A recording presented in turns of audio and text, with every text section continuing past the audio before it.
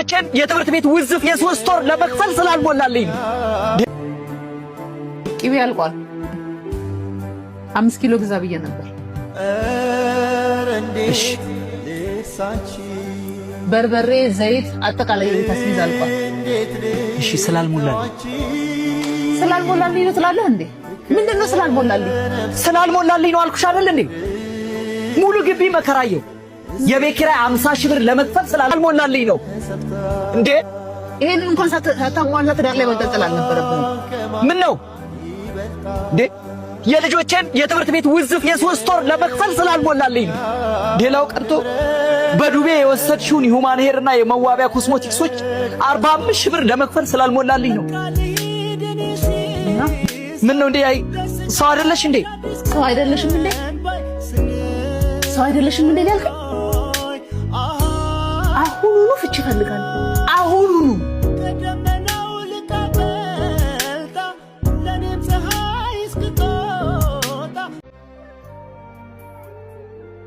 ሰላም እንዴት ነሽ? ቀብዱን ይዤ መጥቻለሁ። ቆንጆ ቁም ሳጥን እንደምትሰራልኝ አልጠራጠርም። ምንም ችግር የለም። እመቤቴ ልመናዬን ሰማሽ?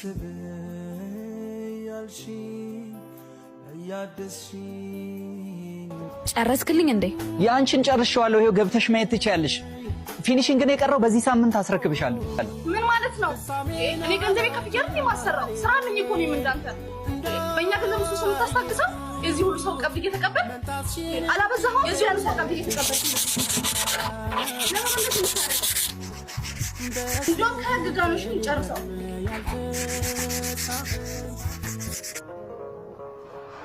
ሄሎ ሄሎ፣ ጤና ይስጥልኝ። ጤና ይስጥልኝ። ከትምህርት ቤት ነበር የምደውለው። የ3 ወር የወር ክፍያ ስላልተከፈለ ማክሰኞ ፈተና ላይ መቀመጥ አይችሉም። እሺ እሺ እሺ። ለምን እንደሆነ አላውቅም። አንድ ችግር ሲገጥመኝ ችግሮቹ ተደራርበው ትንፋሽ ያሰጡኛል። ከጎን ያሉ የምላቸው መልካም ሰዎች ሁሉ ይከፉብኛል። የመከራዬ ቀን የሚያልፍ አይመስለኝ፣ ግን ይመሻል፣ ይነጋል። ነገ ሌላ ቀን ነው።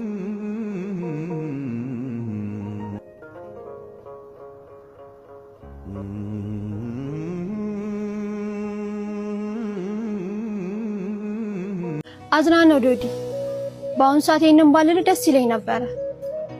ሁኔታህም ስለምረዳ የ4 ወር ቤት ኪራይ አልጠየቅኩም። ከነገ ዛሬም ትሰጠኛለህ ብዬ ጠበቅኩክ። አሁን ግን የቤት ኪራዩን ትቼ እልካለሁ። ከነገ ጀምሮ ቤቴ ለቀህ እንድትወጣ።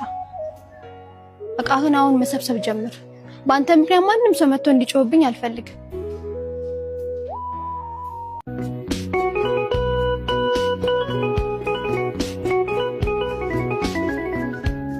በነገራችን ላይ ባሎች ለጭባጭቤ መጫወት የሚያዝናናኝ ነገር እንደሌለ ታውቂያለሽ።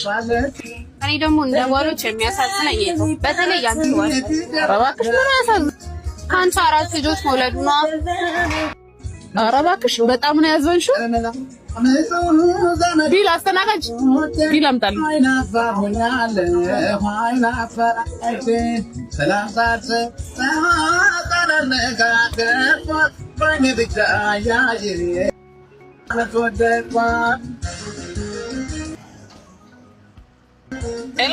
ሄሎ 4,000 ብር አስገባልኝ። ለልጆች አስቤዛ እየገዛው ነው። እሺ ቶሎ እሺ እሺ። ልጆችን ግን ትወዳቸዋለሽ? እኔ እናቱ ላይፍ ማሳለፍ ነው የምፈልገው። ልጆች ምናምን ኮተት አልፈልግም።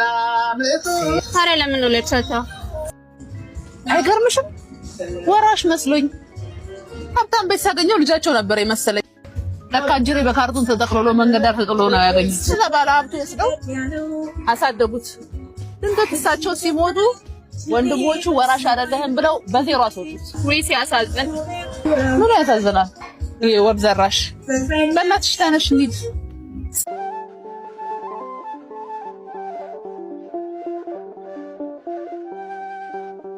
ምን ነው መብራን፣